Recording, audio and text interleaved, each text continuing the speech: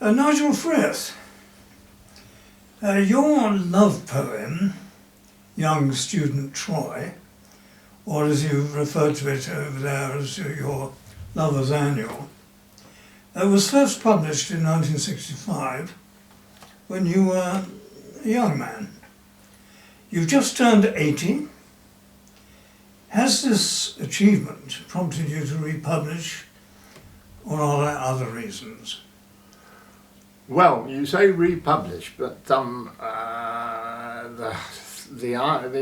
chances of it being published again are pretty slim. I mean, publishers nowadays are very woke people, and little Nigel is the total opposite of wokeness, so I don't think I stand a chance. Also, I wouldn't want to be published among the mass of modern poetry because I loathe it and think it's absolutely pathetic, so I don't want to be part of that world.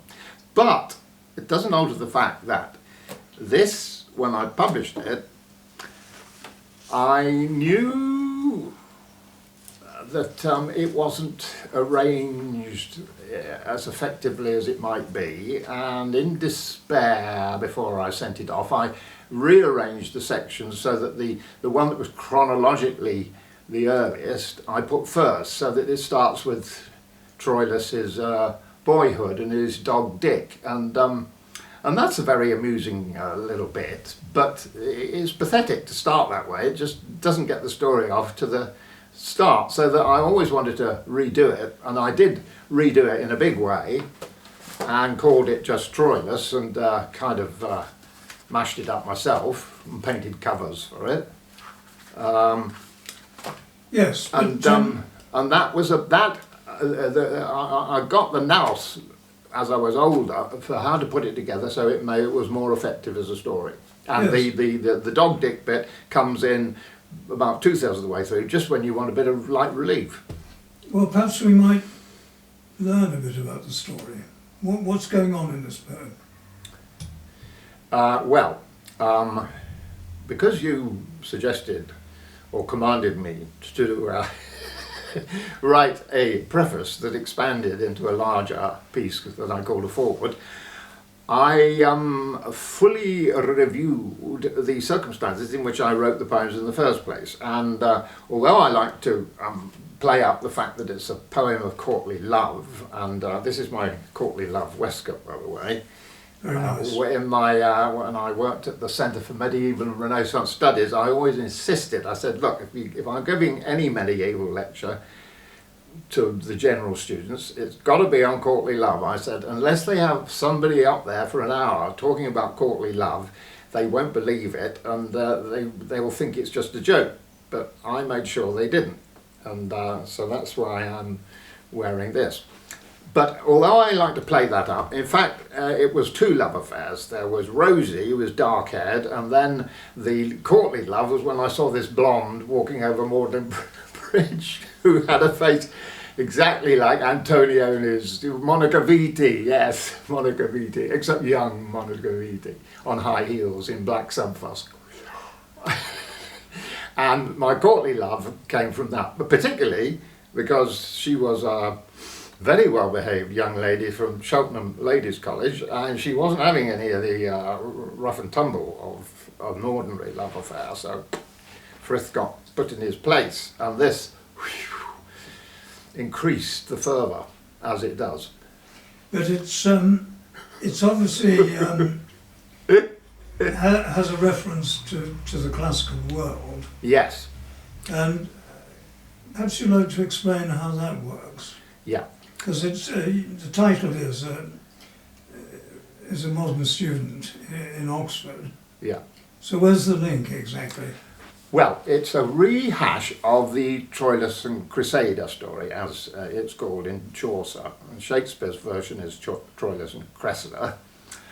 And Boccaccio's version, which Chaucer copied, is called Il Filostrato,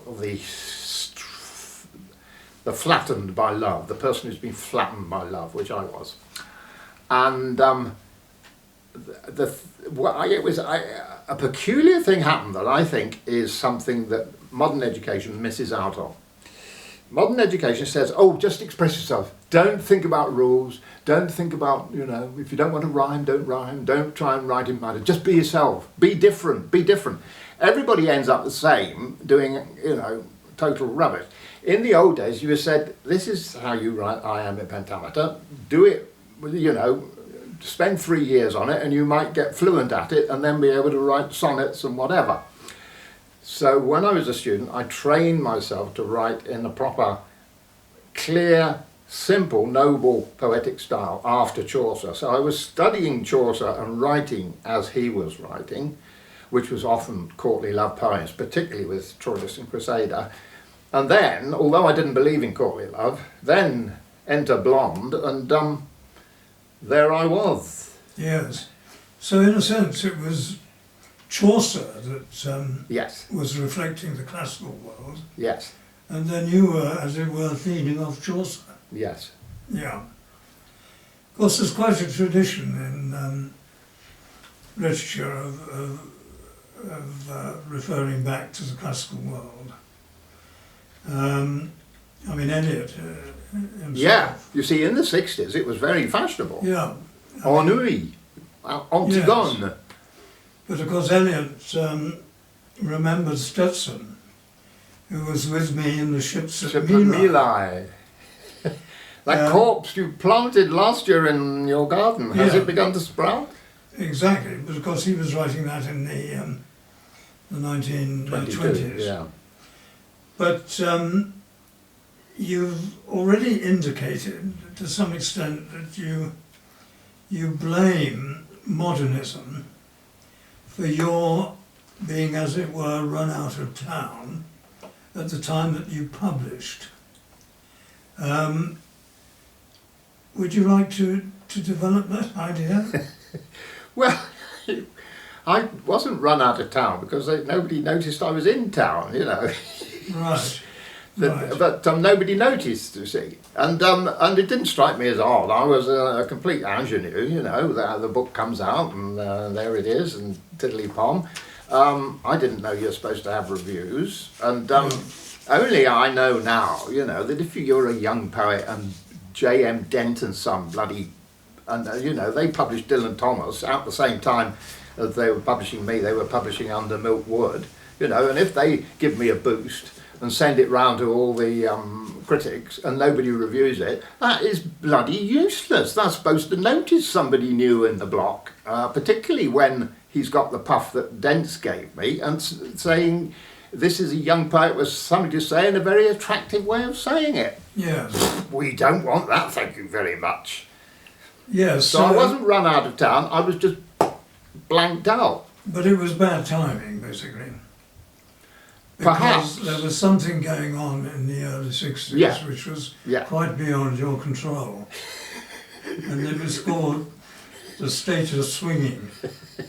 But I mean, all this is recorded in the foreword to the Yes. poem, Yes. which is well worth reading. It's Yeah. an academic document in its own right.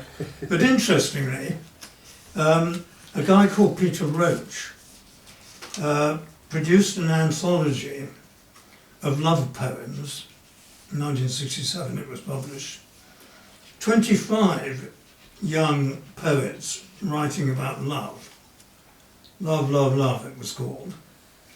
And rather to back up what you're saying about bad timing, I'd just like to read you a bit from his introduction. Oh, his introduction, yeah. I've confined my selection to the work of young writers.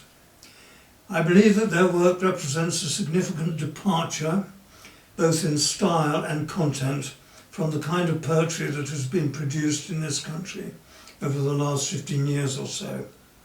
Part of the reason for this lies in the feeling of impatience and general dissatisfaction which any generation almost inevitably has for its immediate literary predecessors. And it would certainly be true to say that many of the poets represented here feel a closer affinity with some of today's better pop lyricists than they do to most of the poets who were in vogue in the 50s and 60s. So it seems that you have good reason for Yeah. a So, I degree mean- of resentment. Well, yeah, but who do you think he means that these poets were impatient with? W.H. Auden and people like that. Well, I suppose so, but Yeah.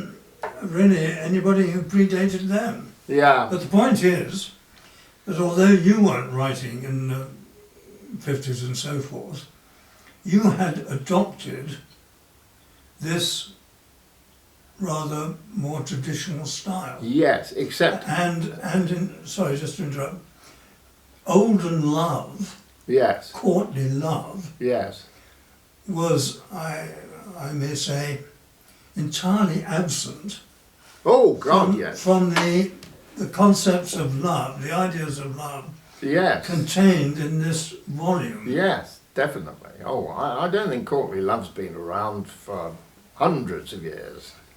You know, I mean, I think it really died out after the Puritan Revolution, really, because when Charles II came back in, there was no courtly love. That was, I mean, there was plenty of sex and whoopee, but that's not courtly love, for God's sake.